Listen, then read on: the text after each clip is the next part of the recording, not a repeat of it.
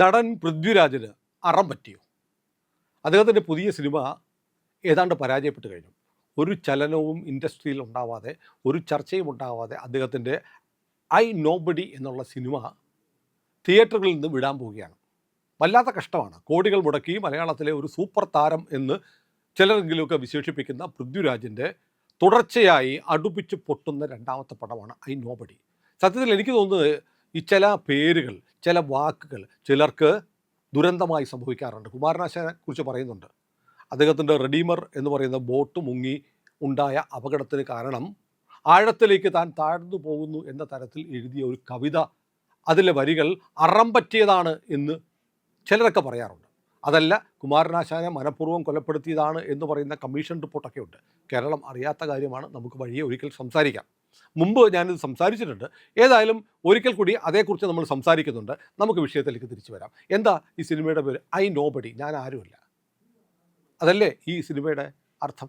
പ്രേക്ഷകർ എന്ന് പറഞ്ഞു, യെസ് യു ആർ നോബഡി, അതെ നിങ്ങൾ ആരുമല്ല എന്ന് പ്രേക്ഷകർ പറഞ്ഞിരിക്കുന്നു. പൃഥ്വിരാജ് സുകുമാരൻ എന്ന് പറയുന്ന നടൻ വളരെ ചെറിയ സിനിമകളിലൊക്കെ അഭിനയിച്ച്, ചെറിയ സംവിധായകന്മാരുടെ സിനിമയിൽ അഭിനയിച്ച് അമ്മ മല്ലിക സുകുമാരൻ ഒരുപാട് പ്രൊമോട്ട് ചെയ്ത് വളർന്ന് മലയാളം ഇൻഡസ്ട്രിയെ ഏതാണ്ട് കൈപ്പിടിയിൽ ഒതുക്കിയ ഒരാളാണ്. അദ്ദേഹം വന്നതിന് ശേഷം പിന്നെ ഈ മട്ടാഞ്ചേരി മാഫിയ എന്നൊക്കെ പറയുന്ന ഒരു പ്രയോഗം തന്നെയല്ല, പ്രാക്ടീസും മലയാള സിനിമയിൽ ഉണ്ടായി. എന്ത് വേറെയാണ് മലയാള സിനിമയിലെ ഗർജിക്കുന്ന യുവത്വം എന്നൊക്കെ വിശേഷിപ്പിക്കാൻ. എന്ത് സംഭവിച്ചാലും അത് ഇന്ത്യ ആരുടെയും തന്തയുടെ വകയല്ല എന്നൊക്കെ പറയുന്ന കയ്യടി കിട്ടുന്ന ഒരു പ്രത്യേക വിഭാഗത്തിൻ്റെ കയ്യടി കിട്ടുന്ന ഡയലോഗുകളൊക്കെ ആയിട്ടുള്ള സിനിമകൾ. എന്നിട്ട് എമ്പുരാൻ എന്ന് പറയുന്ന ഒരു സിനിമയുണ്ടാക്കി അത് സംവിധാനം ചെയ്ത് അതിൽ രാജ്യവിരുദ്ധരെയും ഹിന്ദുക്കളെയും ആകെ ആക്ഷേപിക്കുന്ന തരത്തിൽ ഗോദ്രയെ മറച്ചു വെച്ച് ഗുജറാത്തിൽ മുസ്ലിം കൂട്ടക്കൊല നടത്തി എന്നൊക്കെ പറയുന്ന തരത്തിൽ, അതും കൂടാതെ ലഷ്കർ ഇ തൈബ എന്ന് പറയുന്ന ഇന്ത്യയുടെ ശത്രുക്കളെ വെള്ള പൂശുന്ന, അവിടുത്തെ ക്യാമ്പിൽ നിന്ന് പരിശീലനം കിട്ടിയ, ഭീകരവാദ പരിശീലനം കിട്ടിയ ഒരു ചെറുപ്പക്കാരൻ നായകനാകുന്ന സിനിമയൊക്കെ ഉണ്ടാക്കി വല്ലാതെ വെറുപ്പിച്ചു പൃഥ്വിരാജ്. അന്ന് കുറേ ആളുകൾ വന്ന് പൃഥ്വിരാജിന് കൈയടിച്ചു. അങ്ങനെയുണ്ട്, രാജപ്പൻ്റെ കൂടെ ഞങ്ങളുണ്ട്. രാജപ്പൻ, അതാണ് ഞാൻ പറയാൻ വന്ന കാര്യം. മലയാളത്തിൽ ഒരു നടന് ഇങ്ങനെ ഒരു ഇരട്ടപ്പേര് വീണത് പൃഥ്വിരാജിൻ്റെ മാത്രമാണ്. അതെങ്ങനെ വന്നു എന്ന് ചോദിച്ചാൽ അദ്ദേഹത്തിൻ്റെ ചില നിലപാടുകൾ കൊണ്ടാണ്. ഇപ്പം നമുക്കറിയാം, നമ്മുടെ രാജ്യത്തിൻ്റെ അവിഭാജ്യ ഘടകമാണ് കേന്ദ്രഭരണ പ്രദേശമായ ലക്ഷദ്വീപ്. ലക്ഷദ്വീപിൽ കേന്ദ്ര സർക്കാർ കൊണ്ടുവരുന്ന വികസന പദ്ധതികളുമായി ബന്ധപ്പെട്ട് അവിടെയുള്ള ഒരു സിനിമാക്കാരി, ഏത് സിനിമ എന്താണെന്ന് നമുക്കാർക്കും അറിയില്ല, സിനിമാക്കാരിയാണ് എന്ന് പറയുന്ന ഒരു ചെറുപ്പക്കാരി കുറേ പോസ്റ്റൊക്കെ ഇട്ടു. അതിൻ്റെ പിന്നാലെ പൃഥ്വിരാജും വന്നിട്ട് സേവ് ലക്ഷദ്വീപ് എന്നൊക്കെ പറഞ്ഞ് ബഹളം ഉണ്ടാക്കുന്നു. ഈ കാമ്പയിൻ്റെ ഭാഗമായിട്ട് അവിടെ തെങ്ങുകൾക്ക് പോലും കാവി നിറമടിക്കുന്നു എന്ന തരത്തിലുള്ള വ്യാജ പ്രചാരണം നടത്തി. നമ്മുടെ നാട്ടിൽ ഒരുപാട് സ്ഥലത്ത് ഈ കീടങ്ങളൊക്കെ ബാധിക്കാതിരിക്കാൻ ഇത്തരം കളറൊക്കെ അടിക്കാറുണ്ട്. കളറുള്ള രാസപ്രയോഗത്തിൻ്റെ ഭാഗമായിട്ടാണ്.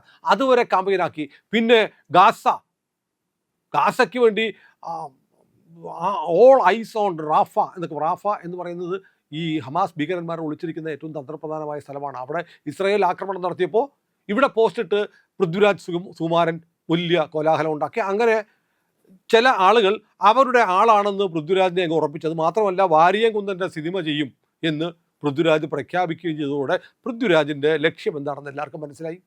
അതിനുശേഷമാണ് പൃഥ്വിരാജിനെതിരെയുള്ള സംഘടിതമായ ആക്രമണം. കേരളത്തിൽ പ്രേക്ഷകരിലെ ഒരു വിഭാഗം, വേണമെങ്കിൽ സംഘപരിവാർ അനുഭാവികളായ ഹിന്ദുക്കളായ ആളുകൾ ആരംഭിച്ചത്. ഹിന്ദുക്കളുടെ പക്ഷത്ത് നിൽക്കുന്ന ആളല്ല പൃഥ്വിരാജ് എന്നൊരു തോന്നലുണ്ടായി. അദ്ദേഹം ഒരു മുസ്ലിം പക്ഷപാതിയാണ് എന്നൊരു ഇമേജ് കിട്ടിയ ആളാണ് പൃഥ്വിരാജ്. അതിന് ബോധപൂർവ്വം അദ്ദേഹം ശ്രമിച്ചിട്ടുണ്ട്. കാരണം സിനിമ നിർമ്മിക്കാൻ ചിക്കിളിയുള്ളത് മുഴുവൻ അവരുടെ കയ്യിലാണ്. അതുകൊണ്ട് അവരെ പ്രീതിപ്പെടുത്തുക എന്നുള്ളത് അദ്ദേഹം എടുത്ത നിലപാടായിരിക്കാം. കച്ചവടമാണല്ലോ, ബിസിനസ് ആണല്ലോ, പണം വേണം, തർക്കമില്ല, നല്ല കാര്യമാണ്. പക്ഷേ ഒരു പ്രധാനപ്പെട്ട കാര്യം, ഈ പറയുന്ന സമുദായത്തിലെ നല്ല ശതമാനം ആളുകൾ സിനിമ കാണാൻ പോകുന്നവരല്ല. സിനിമ ഹറാമാണെന്ന് കരുതുന്ന ഒരു നല്ല ശതമാനം ആളുകൾ ആ വിഭാഗത്തിലുണ്ട് എന്ന് അദ്ദേഹം മറന്നുപോയി. ഏതായാലും സിനിമകളൊക്കെ ഇങ്ങനെ ഇറങ്ങി. ഇപ്പോൾ ഏറ്റവും അടുത്ത കാലത്ത് ഞാനൊരു ഇൻ്റർവ്യൂ കണ്ടു, മെഡിമിക്സിൻ്റെ AV അനൂപ്.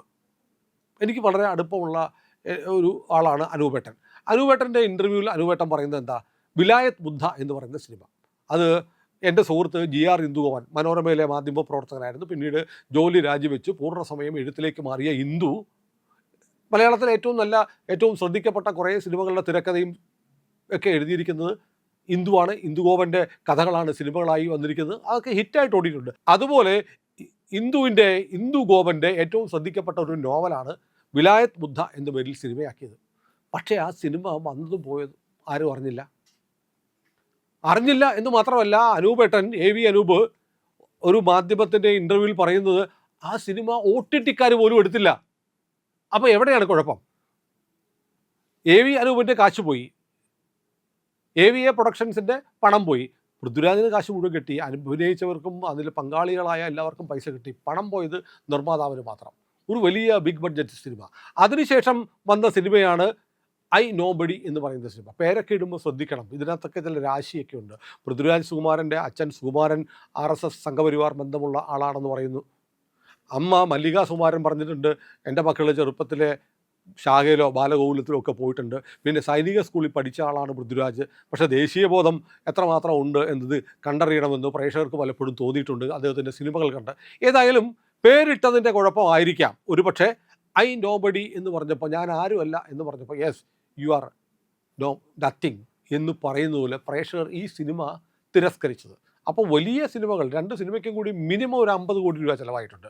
ഇനി ഒരു സിനിമ വരാനിരിപ്പുണ്ട്, അതിൻ്റെ പേര് ഖലീഫ എന്നോ മറ്റോ ആണ്. പേര് കേൾക്കുമ്പോഴേ അറിയാം സിനിമയുടെ ജോണർ എന്താണ്, അതിൻ്റെ സ്വഭാവം എന്താണ്, അതെന്തായിരിക്കും പ്രൊമോട്ട് ചെയ്യുക, ആരുടെ ഭാഷയായിരിക്കും സംസാരിക്കുക, ആർക്ക് വേണ്ടിയായിരിക്കും സംസാരിക്കുക, ആരെയാണ് ഗ്ലോറിഫൈ ചെയ്യാൻ പോവുക എന്നതൊക്കെ അറിയാം. സമീപകാലത്ത് നടന്നിട്ടുള്ള വേറൊരു ട്രെൻഡ് അറിയോ? ഇപ്പോൾ ഐ നോബഡി എന്നുള്ള പൃഥ്വിയുടെ സിനിമ വരുന്നു. സാധാരണ പൃഥ്വിരാജ് പറയുന്നത് എന്താ? മുമ്പൊക്കെ പറയായിരുന്നു, എൻ്റെ സിനിമ ഇറങ്ങി അതിനെതിരെ വലിയ ഹേറ്റ് ക്യാമ്പയിൻ നടക്കുന്നു എന്ന്. ഒരു ഹേറ്റ് ക്യാമ്പയിനും ഇല്ല. ഹേറ്റ് ക്യാമ്പയിൻ ആരും നടത്തിയില്ല. ഒരാളും ഈ സിനിമയെ മൈൻഡ് ചെയ്തില്ല. സിനിമ വരട്ടെ എന്ന് വെച്ചു. കാരണം സംഘികൾക്ക് നല്ല ബുദ്ധി വന്നിട്ടുണ്ട് ഇപ്പം. കാരണം സിനിമയുടെ പൃഥ്വിയാണെങ്കിൽ ഒരുപാട് പണം മുടക്കി ഓൺലൈൻ പ്ലാറ്റ്ഫോമുകളെയൊക്കെ കൂട്ടി, പൃഥ്വിയുടെ സിനിമാ കമ്പനിയും സംവിധായകനുമൊക്കെ ഈ ഓൺലൈൻ പ്ലാറ്റ്ഫോമുകളൊക്കെ കൂട്ടി അത് പ്രൊമോഷന് വേണ്ടി പണം കൊടുത്ത് പ്രൊമോഷൻ ചെയ്യിക്കും. സോഷ്യൽ മീഡിയയിലേക്ക് ഇത് വരുമ്പോഴത്തേക്ക് താഴെ പോയി രായപ്പ വീട്ടിൽ പോടാ എന്നൊക്കെ പറഞ്ഞ് പണ്ട് ഈ സംഘികൾ കമൻ്റൊക്കെ ഇടുമായിരുന്നു. ഇപ്പോൾ അവരത് ചെയ്യുന്നില്ല. കാരണം അങ്ങനെ കമൻ്റൊക്കെ ഇട്ടാൽ അതിൻ്റെ റീച്ച് കൂടുകയാണ്. ഇന്നത്തെ കാലത്ത് നെഗറ്റീവ് പബ്ലിസിറ്റി എന്ന് പറഞ്ഞൊരു സാധനം ഇല്ല. എല്ലാം പബ്ലിസിറ്റി മാത്രമാണ്. ഞാൻ നേരത്തെ കോട്ടയത്ത് പത്രത്തിൻ്റെ ബ്യൂറോയിലിരിക്കുമ്പോൾ, പത്രത്തിൻ്റെ കോട്ടയത്തെ ലേഖകനായിരിക്കുന്ന സമയത്ത് മരിച്ചുപോയ നേതാവ്, NCP നേതാവ് ഉഴവൂർ വിജയൻ വരും. ഉഴവൂർ വിജയൻ വന്നിട്ട് ഇങ്ങനെ സംസാരിക്കും. ഇത് വാർത്തയൊന്നുമില്ല, എൻ്റെ പേരെന്തെങ്കിലുമൊക്കെ ഉള്ള എന്തെങ്കിലും കൊടുക്കുമെന്ന് പറയും. എന്ത് കൊടുക്കാനാന്ന് ചോദിക്കുമ്പോൾ, എന്തെങ്കിലും എൻ്റെ കുറ്റം പറഞ്ഞെങ്കിലും കൊടുക്കുമെന്ന് ഉഴവൂർ വിജയൻ പറയുമായിരുന്നു. അദ്ദേഹം വളരെ സരസമായി സംസാരിക്കുന്ന, നല്ല തമാശയൊക്കെ പറഞ്ഞ് സംസാരിക്കുന്ന ഒരു നേതാവായിരുന്നു.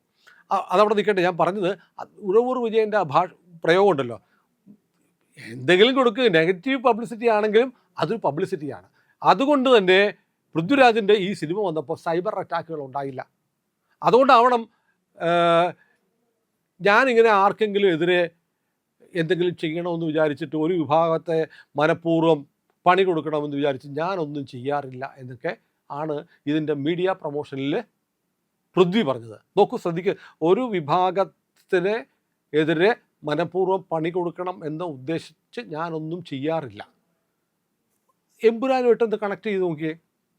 ഒരു വിഭാഗത്തെ മനഃപൂർവ്വം പണി കൊടുക്കാൻ വേണ്ടി ഉണ്ടാക്കിയ സിനിമ എന്നാണല്ലോ ഇതിനെക്കുറിച്ച് പറഞ്ഞത്. അതിനൊരു ജാമ്യമെടുക്കലായിരുന്നു. അദ്ദേഹത്തിൻ്റെ ഭാര്യ ആ സമയത്ത് എമ്പുരാൻ വിവാദം കൊണ്ടപ്പോൾ പറഞ്ഞത് എന്താണ് പറഞ്ഞത്? സുപ്രിയ പറഞ്ഞത് ഓർക്കുന്നില്ലേ? ആളറിഞ്ഞ് കളിക്കട എന്ന് പറഞ്ഞ് അന്ന് പറഞ്ഞിട്ട് പോയതാണ്, പിന്നെ കണ്ടിട്ടില്ല. ഏതായാലും ഞാൻ പറയുന്നത് പൃഥ്വിരാജിൻ്റെ സിനിമകൾക്ക് എന്താണ് സംഭവിക്കുന്നത്? ഒരു വല്ലാത്ത ഹൈപ്പ്. അദ്ദേഹം ഈ പറഞ്ഞതുപോലെ ചില മുൻനിര സൂപ്പർ താരങ്ങളെ പോലെ സ്ക്രിപ്റ്റിൽ ഇടപെടുന്നു, ഡയറക്ടറെ അദ്ദേഹം ഡയറക്റ്റ് ചെയ്യുന്നു. അങ്ങനെയൊക്കെയാണോ? എന്തുകൊണ്ടാണ് തൻ്റെ സിനിമകൾ വീഴുന്നതെന്ന് പൃഥ്വി ആലോചിക്കേണ്ട, അന്വേഷിക്കേണ്ട സമയമായിരിക്കുന്നു. കാരണം അടുപ്പിച്ച് വീണത് 2 വമ്പൻ സിനിമകളാണ്. കോടികളാണ് ആവിയായി പോയത്. കാരണം പൃഥ്വിയെ സംബന്ധിച്ച്, അല്ലെങ്കിൽ മലയാള സിനിമയിലെ നായക നടന്മാരെ സംബന്ധിച്ച്, അവർക്ക് അഭിനയിച്ച് കഴിഞ്ഞ് കാശ് കിട്ടി. കാരണം പടം പൊട്ടിപ്പോയാൽ അടുത്തൊരു പടം ഫ്രീ ആയിട്ട് അഭിനയിക്കാം എന്ന് പറയാൻ, അല്ലെങ്കിൽ പണം തിരിച്ചു കൊടുക്കാൻ അവർ പ്രേം നസീറോ കമൽഹാസനോ രജനീകാന്തോ അല്ലല്ലോ. അതുകൊണ്ട് പടം കഴിഞ്ഞു, കാശ് കിട്ടി, ഇനി നിർമ്മാതാവ് അനുഭവിക്കട്ടെ എന്ന തരത്തിൽ അഭിനേതാക്കൾക്ക് മാറി നിൽക്കാൻ കഴിയും. പക്ഷേ എത്ര കാലം? ഇന്നിപ്പോൾ ഒരു നടനും ഇല്ലാതെ AI വെച്ച് സിനിമ ഉണ്ടാക്കാവുന്ന കാലമാണ്. AI വെച്ചിട്ട് ഒരു നായകനെ ഉണ്ടാക്കി ഒരു നല്ല ഒന്നാം തരം സ്ക്രിപ്റ്റും കൂടെ കൊടുത്താൽ ചിലപ്പോൾ നായക നടന്മാർ വീട്ടിലിരിക്കും. അപ്പോൾ ഐ നോബഡി എന്ന് തിരിച്ചറിയുന്നത് നല്ല കാര്യമാണ്. കാരണം നമ്മൾ ആരുമല്ല, ഞാൻ ആരാണ് എന്നതൊരു വളരെ കാലമായി എത്രയോ നൂറ്റാണ്ടുകളായി നടക്കുന്ന അന്വേഷണമാണ്. ആരാണ് ഞാൻ? അതിൻ്റെ ഉത്തരം ഞാൻ ആരുമല്ല എന്നതാണ്. ഞാൻ ആരുമല്ല എന്നത് എന്ന് പൃഥ്വിരാജ് തിരിച്ചറിയുന്നോ, പൃഥ്വിരാജ് മാത്രമല്ല ആരും തിരിച്ചറിയുന്ന സമയത്ത് അവർ രക്ഷപ്പെടും. അപ്പോൾ അതിനുള്ള ഉത്തരമാണ് യു നോബഡി എന്ന് പ്രേക്ഷകർ പറഞ്ഞിരിക്കുന്നതെന്ന് പ്രിയപ്പെട്ട നടൻ മനസ്സിലാക്കുക. നല്ല സിനിമകൾ ഉണ്ടാവട്ടെ, പൃഥ്വിരാജിൻ്റെ നല്ല സിനിമകൾ വരട്ടെ, അത് കാണാൻ നമുക്കെല്ലാം ഒന്നിച്ചു പോകാം. ഇന്ത്യ ലൈവ് കണ്ടിട്ടും ഇനിയും സബ്സ്ക്രൈബ് ചെയ്യാത്ത പ്രിയപ്പെട്ട സുഹൃത്തുക്കൾ ഇന്ന് തന്നെ അത് ചെയ്യണേ.